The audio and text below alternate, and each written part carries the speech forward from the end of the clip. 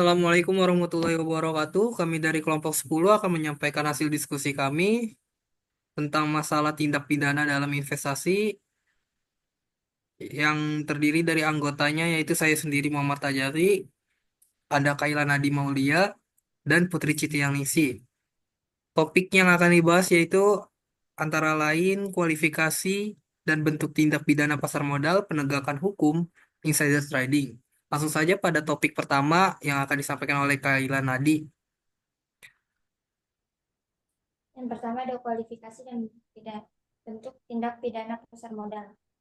Menurut Undang-Undang Nomor 8 Tahun 1995, pasar modal mengatur berbagai jenis transaksi yang dilarang dalam pasar modal, termasuk penipuan, manipulasi pasar, dan perdagangan orang dalam. Selain itu, undang-undang ini juga menetapkan sanksi yang mencakup sanksi pidana dan administrasi bagi pelanggar.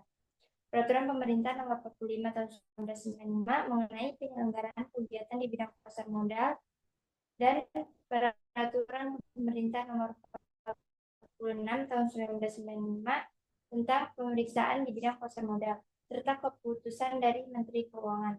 Kejadian kejahatan dan pelanggaran dalam pasar modal diasumsikan terjadi karena beberapa faktor, termasuk kesalahan dari pelaku, kelemahan dalam aparat yang mencakup integritas dan profesionalisme, serta kekurangan dalam peraturan yang ada.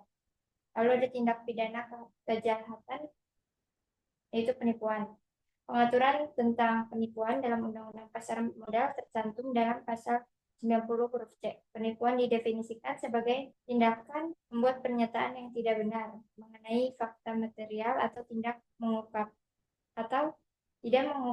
fakta material, sehingga pernyataan tersebut tidak menyesatkan mengenai keadaan yang ada pada saat pernyataan tersebut dibuat. Lalu ada pengaturan terkait dengan penipuan dalam pasal 378 dan pasal 380 KUHP. UU Pasar Modal memberikan spesifikasi tindak pidana penipuan dalam pasar modal, yaitu terbatas dalam kegiatan perdagangan efek yang terjadi dalam rangka penawaran, pembelian, atau penjualan efek yang terjadi di bursa efek maupun di luar bursa efek atas efek emiten atau perusahaan publik. Lalu yang ketiga ada manipulasi pasar. Menurut pasal 91 UU Manipulasi Pasar Modal adalah tindakan yang dilakukan oleh individu atau kelompok baik secara langsung maupun tidak langsung dengan tujuan menciptakan gambaran yang menyesatkan mengenai perdagangan, kondisi pasar, atau harga efek di bursa. Materi selanjutnya akan disampaikan oleh Bu. Baik, selanjutnya itu dalam praktik perdagangan efek internasional dikenal beberapa kegiatan yang dapat digolongkan sebagai manipulasi pasar. Yaitu yang pertama ada marking the close, yaitu merekayasa harga permintaan atau penawaran efek. Yang kedua yaitu painting the tape. Kegiatan perdagangan antara rekening efek satu dengan rekening efek lainnya yang masih berada dalam penguasaan satu pihak atau mempunyai keterkaitan. Lalu yang ketiga, pembentukan harga berkaitan dengan merger, konsolidasi, atau akuisisi. Yaitu dalam pasal 55 Undang-Undang Nomor 1 Tahun 1995 tentang perseroan terbatas ditentukan bahwa pemegang saham yang tidak menyetujui rencana merger berhak meminta kepada perseroan untuk memberi saham dengan harga yang wajar. Pemegang saham dapat memanfaatkan ketentuan ini untuk kepentingan pribadi melalui manipulasi pasar.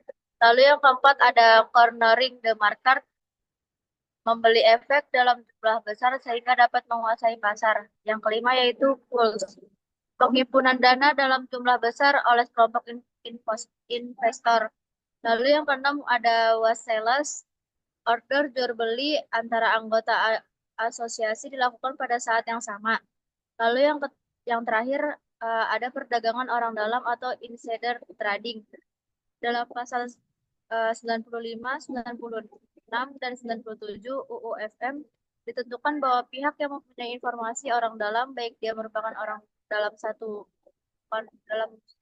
dalam atau bukan dilarang melakukan pembelian atau penjualan atas efek emiten atau perusahaan publik dimaksud atau perusahaan lain yang melakukan transaksi dengan emiten atau perusahaan publik yang bersangkutan. Next,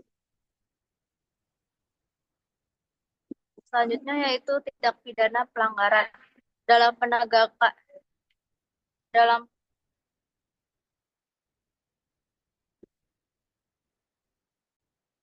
penegakan di bidang pasar modal merupakan pelanggaran yang sifatnya teknis administratif. Ada tiga pola pelanggaran yang lazim terjadi, yaitu pelanggaran yang dilakukan secara individual, pelanggaran yang dilakukan secara berkelompok, dan pelanggaran yang dilakukan langsung atau berdasarkan perintah atau pengaruh pihak lain. Next.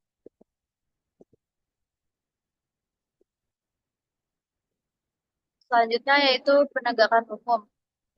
Di dalam penegakan hukum, jika terjadi sebuah pelanggaran perundang-undangan dalam pasar modal atau aturan di bidang pasar modal lainnya, maka Bapepam sebagai penyidik akan melakukan pemeriksaan terhadap pihak-pihak yang melakukan pelanggaran tindak pidana dalam pasar modal. Bapepam itu tersendiri adalah sebuah lembaga regulator atau pengawasan pasar modal. Penempatan saksi itu sendiri akan diputuskan oleh Ketua Bapepam sesudah mendapatkan masukan dari bagian pemeriksaan dan penyidikan Bapepam. Bapepam memiliki fungsi antara lain yaitu menyusun peraturan dan menegakkan peraturan di bidang pasar modal, melakukan pembinaan dan pengawasan terhadap pihak yang memperoleh izin, persetujuan, dan pendaftaran dari Bapepam dan pihak lain yang bergerak di bidang pasar modal, menyelesaikan keberatan yang diajukan oleh pihak yang dikenakan sanksi oleh user efek, lembaga clearing dan penjaminan maupun lembaga penyimpanan dan penyelesaian. Lalu dalam pasal 103 ayat 2, pelanggaran adalah seorang individu penjamin efek tanpa memperoleh izin resmi atau seizin Bapepam akan diancam dengan kurungan penjara selama 1 tahun dengan denda mencapai 1 miliar rupiah. Adapun Otoritas Jasa Keuangan atau OJK sering menangani tindak pidana pasar modal yang salah satunya adalah praktik insiden trading. Materi selanjutnya akan disampaikan oleh Muhammad.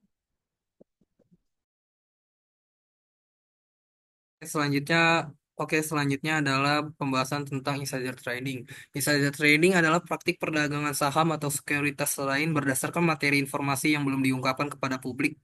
Informasi material ini berupa informasi keuangan perusahaan, rencana merger, akuisisi, peluncuran produk baru, atau peristiwa penting lainnya yang dapat mempengaruhi harga saham.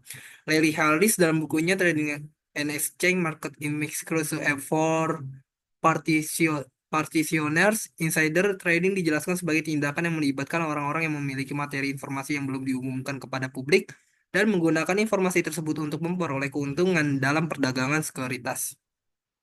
Praktik insider trading sendiri biasanya melibatkan orang-orang perusahaan seperti eksekutif, manajer, pegawai yang sudah senior, tetapi juga dapat melibatkan pihak ketiga seperti penasihat keuangan dan kerabat dari orang dalam. Perdagangan ini perdagangan orang dalam biasa bersifat legal maupun ilegal. Insider trading dianggap ilegal jika dilakukan berdasarkan informasi yang dirahasiakan dan belum dikemukakan kepada publik atau bursa saham. Contoh kasusnya ada pada kasus PT Indosat Tbk yang dinyatakan langsung oleh Badan Pengawas Pasar Modal atau Bapepam terindikasi melakukan insider trading pada bulan Mei tahun 2002 lalu. Pada saat itu terjadi kenaikan harga saham, padahal harga sebenarnya modal ialah 2.000 per saham. Walaupun kasus ini tuntas, namun waktu bertanggung jawab kasus ini ialah PT Nusantara Capital yang hanyalah penasihat keuangan pada saat itu. Aturan di Indonesia sendiri mengenai insider trading